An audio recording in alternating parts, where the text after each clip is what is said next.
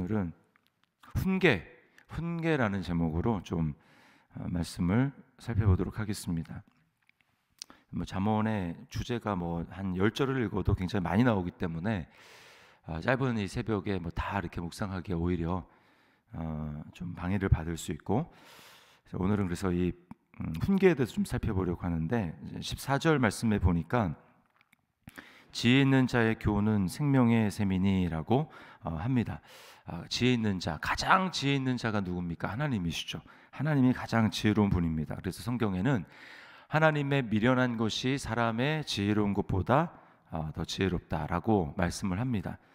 자, 그러니까 그 하나님의 지혜를 우리가 어디서 발견하느냐 하면 바로 하나님의 말씀에서 발견하는 것이죠. 하나님 말씀을 보면 하나님의 지혜를 우리가 알 수가 있습니다.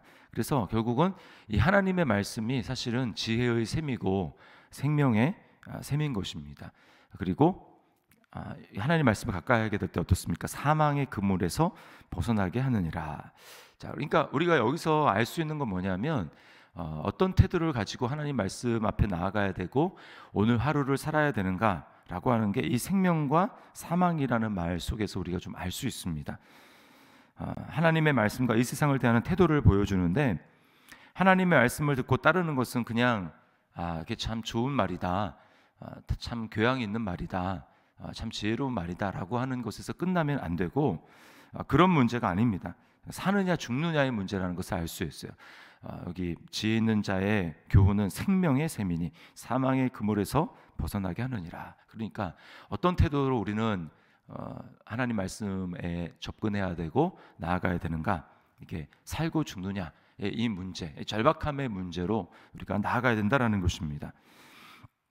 하나님의 말씀을 따라 순종하며 사는 길이고 복을 받지만, 반대로 하나님의 말씀을 벗어나는 길은 여러 가지가 있는 것 같지만 결국은 자신의 생각을 따라 사는 길이고, 그 길은 결국 화를 받고 저주를 받는 길입니다. 그래서 신명기의 말씀에 계속해서 나오는 말, 특별히 28장에 명확하게 나오는 말이 내가 너희 앞에 두 길을 놓겠다라고 하나님 말씀하시죠. 그 길은 생명과 축복의 길이냐 아니면 사망과 화와 저주의 길이냐 라고 하는 것입니다. 생명과 축복의 길은 하나님 말씀에 순종하는 것이고, 또 화를 받는 길은 불순종하는 길인 것입니다. 그러니까 성경에서도 이 죄를 정의하는 여러 가지 말이 있지만 가장 일반적인 것은 뭐냐면 죄는 관역을 벗어났다라는 것이죠. 그러니까 관역은 딱 하나님의 기준, 하나님의 말씀밖에 없는 거예요. 그것을 벗어나면 그것은 모두 다 조금 벗어나도 죄입니다. 그러니까 하나님의 말씀만이 생명이고 그 말씀을 벗어나는 것은 다 악의 길이고 사망의 길이라는 거예요. 우리가 이것을 잊어서는 안 되는 것입니다. 그래서 이것을 신약의 버전으로 말씀을 드리면 우리는 날마다 성령의 소욕을 쫓을 것인가 아니면 육신의 소욕을 따를 것인가, 이 두 가지 길이라는 것입니다. 딱 이 두 가지로 갈라집니다. 나는 위의 것을 추구하는가 아니면 이 땅의 것을 추구하는가, 결국은 두 가지로 갈라지는 거예요. 애매모호한 것도 있지만 결국 그것이 내가 이 과정을 지금 가고 있는데 명확하게 판단은 나지 않았지만, 그러나 이 딱 두 가지의 길을 결론으로 놓고 지금 내가 이 길을 가고 있을 때 이것은 위로 향하는 길을 더 추구할 것인가 아니면 이 땅을 향하는 길을 추구할 것인가를 놓고 우리가 딱 살펴볼 때 답이 나오는 것입니다. 명확하지 아주 애매모호하지만 그러나 이 길을 따라가면 이것은 하나님께 가까이 나가는 길에 도움이 안 되는 거다. 그러면 그것은 죄악의 길로 가는 것입니다. 결국은 그리스도를 위해서 사는가 아니면 나를 위해서 사는가, 이 두 가지로 갈라지게 되는 거예요. 그리스도를 위해서 살면 생명이 보장되지만 나를 위해서 살면 그 길은 사망으로 가는 길입니다. 근데 마귀가 우리에게 자꾸 유혹하는 것은 뭐냐면, 아니다, 꼭 그렇게 극단적으로 생각할 필요가 뭐가 있냐, 제3의 길이 있다라고 우리에게 유혹하는 것입니다. 천국과 지옥, 그래서 만들어낸 것이 뭡니까? 천국과 지옥 위에 연옥을 만들어낸 거예요. 연옥. 아니다, 제3의 길이 있다. 우리 속는 것입니다. 결국은 생명이냐 사망이냐, 하나님이냐 하나님 밖이냐, 딱 이 두 가지밖에 없는 거예요. 우리는 속으면 안 됩니다. 자, 그래서 이 지혜로운 길이 무엇인가? 16절 말씀에 이렇게 얘기합니다. 무릇 슬기로운 자는 지식으로 행하거니와 미련한 자는 자기의 미련한 것을 나타내느니라. 세상에 여기서 말하는 지식은 세상의 지식이 아니라 하나님을 아는 지식입니다. 하나님을 아는 지식, 그리스도를 아는 지식. 이것이 있느냐 없느냐가 매우 중요한 거예요. 그래서 호세아 선지자는 그 이스라엘 백성들을 바라보면서 뭐라고 부르짖습니까? 이 백성이 지식이 없으므로 망하는도다. 그 세상의 지식을 말했을까요? 아닙니다. 하나님을 아는 지식이 없으므로 망한다는 거예요. 하나님을 경험하고 하나님을 또 알고 하는 이 지식, 이것이 없기 때문에 망하는 것입니다. 그래서 계속해서 힘써 촉구하는 것이 여호와를 알자, 힘써 여호와를 알자라고 그렇게 말하는 것입니다. 바울 사도를 보십시오.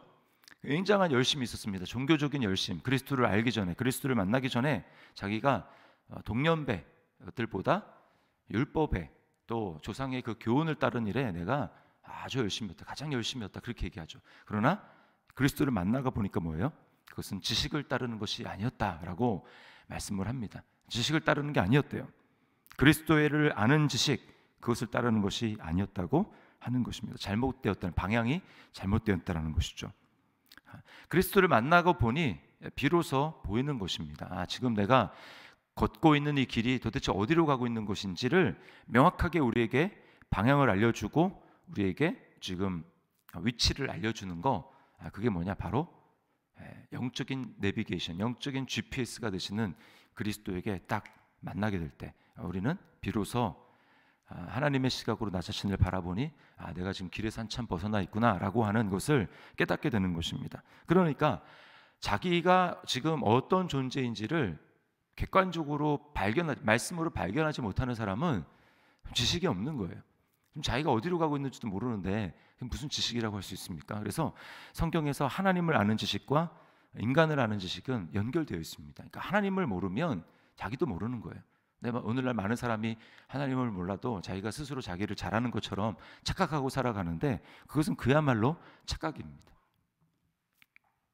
방황하는 거죠. 방황하는 것입니다. 그래서 바울 사도가 그리스도를 만난 다음에 뭐라고 고백합니까? 이 그리스도를 아는 지식이 가장 고상하다. 그 말은 최고의 지식이다, 탁월한 지식이다 라고 이야기를 하는 것이죠. 그래서 나는 그리스도를 내가 더 얻을 수만 있다면, 그리스도를 더 알 수만 있다면 나는 모든 것을 다 버릴 준비가 돼 있다, 다 배설물로 여긴다라고 이야기하는 것입니다. 자, 이 하나님을 아는 지식이 가장 탁월한 지식이고 그 길이야말로 생명의 길인데 때로는 그 길이 나한테 좋은 소리만 하는 것은 아니라는 것입니다. 그렇죠? 그것은 나의 지식이 아니기 때문에 그렇습니다. 그래서 18절 말씀이 이렇게 이야기하죠. 훈계를 저버리는 자에게는 궁핍과 수욕이 일거니와 경계를 받는 자는 존영을 받느니라. 훈계, 경계, 이게 뭡니까? 따끔한 이야기죠. 따끔한 이야기. 나에게 대해서 때로는 잘못을 지적하고 마음이 아프고 한 이야기들, 그게 바로 훈계와 경계입니다. 경계. 그래서 정말 사랑의 관계가 더 깊어질수록 그냥 좋은 게 좋은 것으로 넘어가는 게 아니라 지금 뭐가 잘못되어 있는지를 이야기해 주는 것입니다. 그게 대표적인 관계가 부모와 자식 간의 관계예요. 24절 말씀에 보면 매를 아끼는 자는 그의 자식을 미워함이라 자식을 사랑하는 자는 근실히 징계하느니라 라고 말씀합니다. 자녀를 미워하기 때문에 훈계하고 징계를 하는 것이 아니고 자녀를 사랑하기 때문에, 자녀를 정말 사랑한다면 근실히 징계하는 부모일 것이다 라고 이야기를 하는 것입니다. 왜 그럴까요? 아까도 말씀드렸지만 인간은 자신의 모습을 모릅니다. 객관적으로 보지 못해요. 이게 바로 죄죠. 자기 중심적으로 다 이렇게 치우쳐 있고 편향되어 있기 때문에 그릇된 길로 가면서도 자기는 지금 잘하고 있다라고 생각을 하는 것이 바로 인간의 죄성입니다. 자기밖에 모르는 거예요. 근데 어렸을 때 고집을 피우고 자기밖에 모르고 이렇게 하는 그런 자녀를 만약에 훈계하거나 매를 들지 않고 그냥 이렇게 내버려 둔다, 고집을 피우는 대로 내버려 둔다, 그럼 어떻게 될까요? 점점 자기밖에 모르고 더 고집스럽고 남은 살필지도 모르고 배려할지도 모르고 자기만을 위해서 사는 그런 존재가 돼버리는 것이죠. 그러니까 어떻습니까? 부모가 매를 드는 거예요. 매를. 그 자녀를 망치는 길이죠. 만약에 매를 들지 않는다, 자녀를 망치는 길입니다.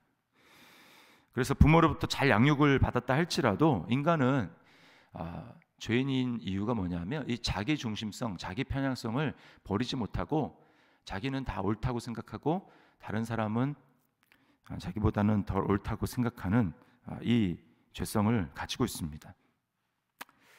고집을 버릴 수 없는 것이죠. 그래서 많은 사람이 하는 얘기가 뭡니까? 책을 안 읽은 사람보다 한 권 읽은 사람이 더 위험하다라고 하는 이야기가 뭐냐면 딱 그거 읽고 그것만 옳은 줄 안다라는 것이죠. 자, 그럼 하나님의 기준은 무엇입니까? 하나님의 기준은 하나님이 우리를 징계하시고 책망하시고 하시는 이유가 뭐냐면 하나님이 우리를 사랑하시기 때문에 하나님이 우리의 아버지가 되시니까 뭐라고 말씀합니까? 내가 온전하니 너희도 온전하라라고 말씀하는 거예요. 내가 온전하니 너희도 온전해라.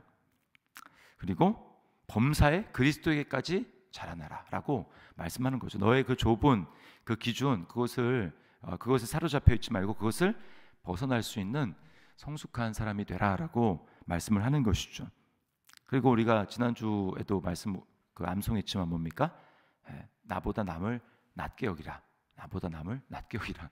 이거는 불가능합니다. 솔직히 그냥 죄에 빠진 인간으로서는 이 말씀을 지키는 것은 불가능해요. 우리가 어떻게 죄에 빠진 인간이 나보다 객관적으로 봤을 때 더 못해 보이는 그 사람을 더 낮게 여길 수 있겠습니까? 이것은 하나님의 시각으로 내가 어떤 존재인지를 발견하지 못하는 사람은 절대로 불가능합니다. 내가 하나님 앞에 얼마나 죄인이고 내가 하나님 앞에 얼마나 못된 인간인가라고 하는 것을 발견하지 못하는, 그래서 하나님 앞에서의 내가 어떤 존재인지를 하나님과의 관계 속에서 발견하지 못하는 사람은 절대로 남을 나보다 더 낮게 여길 수가 없어요.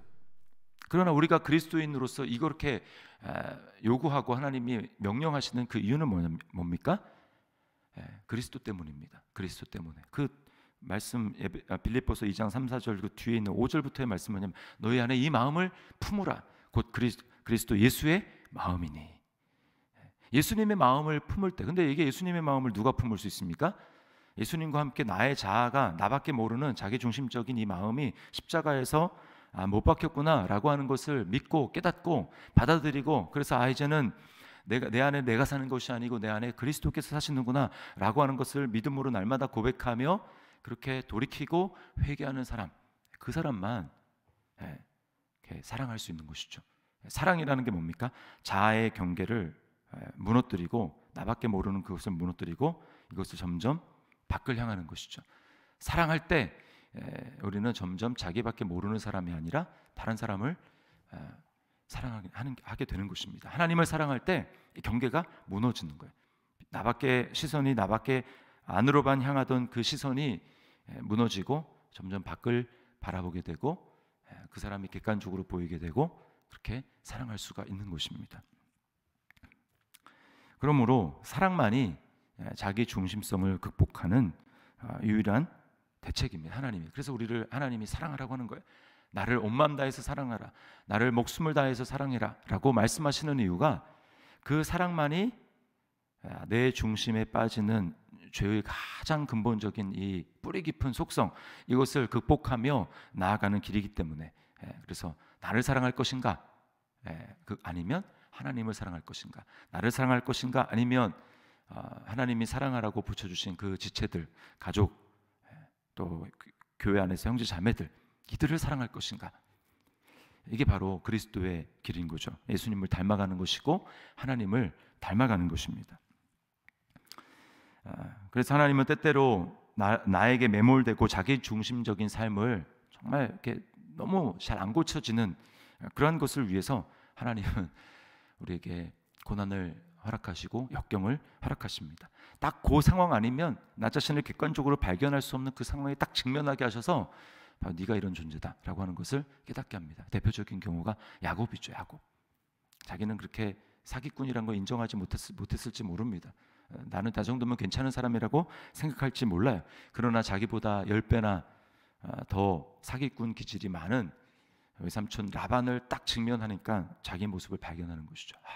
내가 형제 자매들에게, 부모님에게 이런 일을 했구나. 그렇게 그때 변화되는 것입니다.